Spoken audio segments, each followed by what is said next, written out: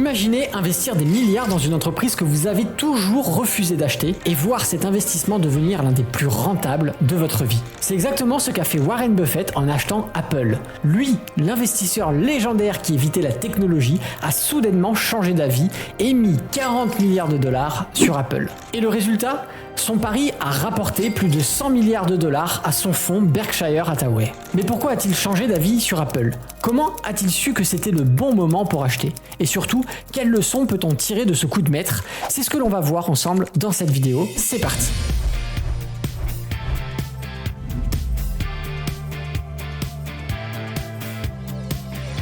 Bonjour à tous et bienvenue sur la chaîne Alex Trading. Aujourd'hui, on plonge dans l'un des plus grands coups de génie de Warren Buffett, son pari colossal sur Apple. Pendant des décennies, Buffett évite les actions technologiques. Il préfère investir dans des business simples et prévisibles comme Coca-Cola, American Express ou des compagnies d'assurance. Mais en 2016, tout change. Il commence à acheter massivement Apple et en quelques années, il transforme Berkshire Hathaway en l'un des plus grands actionnaires de la firme à la pomme. Mais qu'est-ce qui l'a convaincu ? Comment a-t-il su que c'était une opportunité en or ? Restez bien jusqu'à la fin car je vais vous révéler les 3 leçons clés de cette opération que vous pouvez appliquer à vos propres investissements.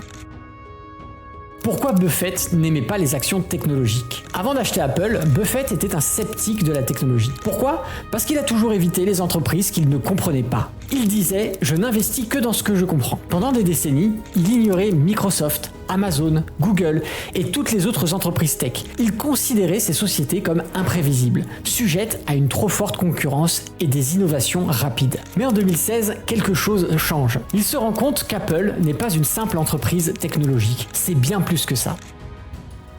Pourquoi Buffett a finalement acheté Apple ? Buffett n'a pas été convaincu par l'innovation technologique d'Apple. Ce qui l'a vraiment fait changer d'avis, c'est le modèle économique de l'entreprise. Il a réalisé que l'iPhone n'était pas qu'un produit high-tech, mais une marque ultra fidèle avec des revenus récurrents. Les clients ne se contentaient pas d'acheter un iPhone une seule fois, ils revenaient à chaque nouvelle version. Ils dépensaient aussi dans des services Apple, l'App Store, iCloud, Apple Music, Apple Pay. Bref, Apple était devenu un écosystème fermé où les consommateurs restaient enfermés. Buffett a compris que ce n'était pas une entreprise comme les autres. C'était une marque aussi forte que Coca-Cola, mais dans la tech. Et ça, c'est un business qu'il comprend. Le coup de maître, l'investissement massif dans Apple. En 2016, Buffett commence à acheter Apple en toute discrétion. Au début, il achète quelques milliards de dollars d'actions. Mais très vite, il double, triple, quadruple sa position. En 2018, Apple devient la plus grosse position de Berkshire Hathaway. En 2020, il détient plus de 40 milliards de dollars d'actions Apple. En 2022, la valeur de son investissement dépasse plus de 140 milliards de dollars. C'est l'un des investissements les plus rentables de sa carrière, générant plus de 100 milliards de profits pour son fonds. Mais ce qui est encore plus incroyable, il a fait cet investissement sans jamais utiliser un iPhone. Pourquoi cet investissement était un coup de génie ?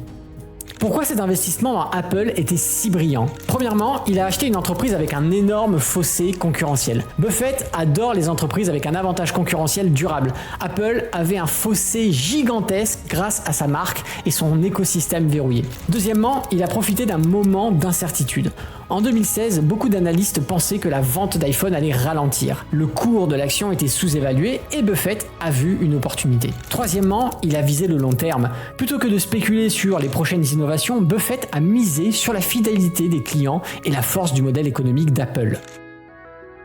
3 stratégies inspirées de Buffett. Alors, qu'est-ce que l'histoire de Buffett avec Apple nous apprend ? Voici 3 principes clés que vous pouvez appliquer à vos propres investissements. Premièrement, investissez dans des entreprises avec un fossé concurrentiel puissant. Les meilleures entreprises sont celles qui ont un avantage concurrentiel durable, que ce soit une marque forte, un réseau verrouillé ou un monopole naturel. Deuxièmement, achetez quand tout le monde doute. Buffett a acheté Apple quand Wall Street paniquait. C'est souvent dans des moments de doute que les meilleurs investissements et les meilleures opportunités apparaissent. Troisièmement, visez le long terme. Il n'a pas acheté Apple pour revendre en quelques mois. Il l'a fait en pensant 10, 20 ans à l'avance et ça paye. Warren Buffett est un maître de l'investissement à long terme. Son pari sur Apple lui a rapporté des milliards. Non pas grâce à des prédictions high-tech, mais grâce à une compréhension profonde du business model d'Apple.